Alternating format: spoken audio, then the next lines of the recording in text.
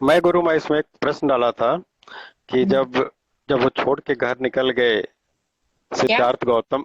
सिद्धार्थ जब गौतम बनने के लिए घर से निकले, तो हाँ। हम लोगों को बचपन में एक पढ़ाया गया था कि सिद्धि हेतु स्वामी गए ये गौरव की बात, पर चोरी चोरी गए यही बड़ा व्याघात। ये यशोधरा का दुख था, यशोधरा के मुख से कहलवाया गया था कि मुझे हम्म, बता के क्यों नहीं गए, वो चुपचाप क्यों गए। मैं भी उनको अपना एक छत्राणी की भांति उनका पूजा करती, आरती उतारती कि हाँ आप जहाँ भी जाओ सिद्ध होके आओ, तो चुपचाप क्यों गए वो। हाँ, वो आप जो बोल रहे हो वो उनको 12 साल के बाद जब रिटर्न आए तो उनको यशोधरा को ये जवाब देना पड़ा था। यशोधरा ने यही प्रश्न पूछा था कि क्या आप मुझे बता के नहीं जा सकते थे, क्या मैं आपके साथ नहीं चल सकती थी। तो फिर बुद्ध को भी सॉरी फील हुआ। और उन्होंने यशोधरा ने ये भी कहा था कि क्या मेरे साथ रह के आप वो प्राप्ति नहीं कर सकते थे जो आपने प्राप्ति की। तो बाद में तो फिर हिस्ट्री इट सेज कि यशोधरा भी उनके साथ संघ में जुड़ गई। पहले तो कहाँ स्त्रियों को वो दीक्षा देते थे, पर यशोधरा के आग्रह पे फिर उन्होंने स्त्रियों को दीक्षा देना शुरू किया। क्योंकि यशोधरा ने राहुल को आगे किया कि सबसे पहले इसी को दीक्षा दे दो, अपने बेटे को दीक्षा दे दो। राइट।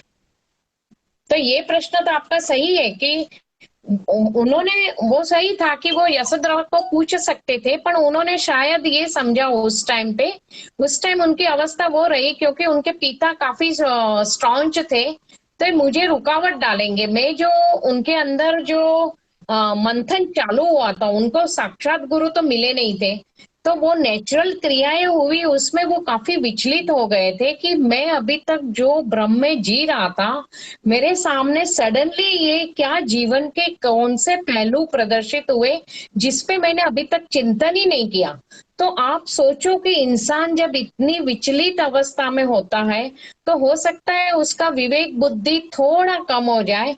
तो उनको वो डर लगा होगा कि शायद मैं यशोधरा को उठाऊंगा और पूछने बैठूंगा तो मुझे ये लोग जाने नहीं देंगे।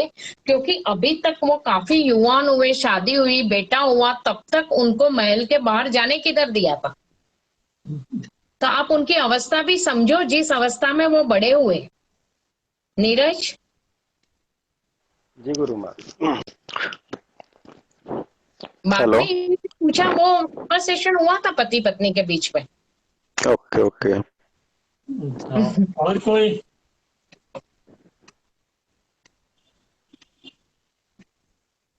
और कोई? एक और, हेलो, एक और मेरा प्रश्न आ रहा है इसमें कि जब हम लोग, एक बात होती है कि अपमान रचयिता का होगा रचना को अगर ठुकराओगे।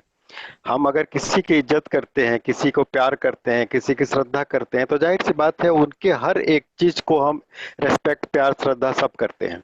तो अगर ईश्वर की ही रचना हम सभी हैं, स्त्री हो पुरुष हो, अच्छा हो बुरा हो, सब कुछ हो, तो एक को त्याग के दूसरे की तरफ हम जाते हैं तो फिर ईश्वर का भी तो अपमान है ये। किसी भी चीज का त्याग करना, ये बोलते हैं कि ईश्वर का भी अपमान हाँ, वो बात तो एक्चुअली क्या है नीरज, ये उनकी जर्नी थी तो कोई भी चीज का त्याग करना, पर कभी कभी कोई प्राप्ति के लिए त्याग करना पड़ता है और आप फिर उस अवस्था पे पहुंच जाते हो कि फिर राज्य में रहो कि वन में रहो, इंटरनली जैसे जनक राजा राजा होते हुए भी वेदई थे, वो एग्जाम्पल मैंने दिया था।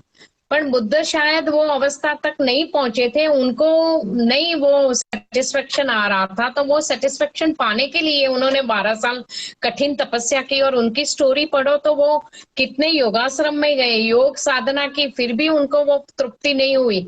तो उन्होंने आहार छोड़ा कि शायद मैं इंद्रियों का दमन करूं मुझे प्राप्ति हो जाए, तो उन्होंने आहार छोड़ दिया, अन्न जल त्याग दिया, वो मरने के पॉइंट पे पहुंच गए थे। तो फिर भी एक दिन तो आखिर में उन्होंने डिसीजन ले ही लिया। ऐसे अलग अलग एक्सपेरिमेंट करते हुए 12 साल बीत गए, फिर भी उनको जो प्राप्त आनंद की प्राप्ति चाहिए थी वो नहीं हुई।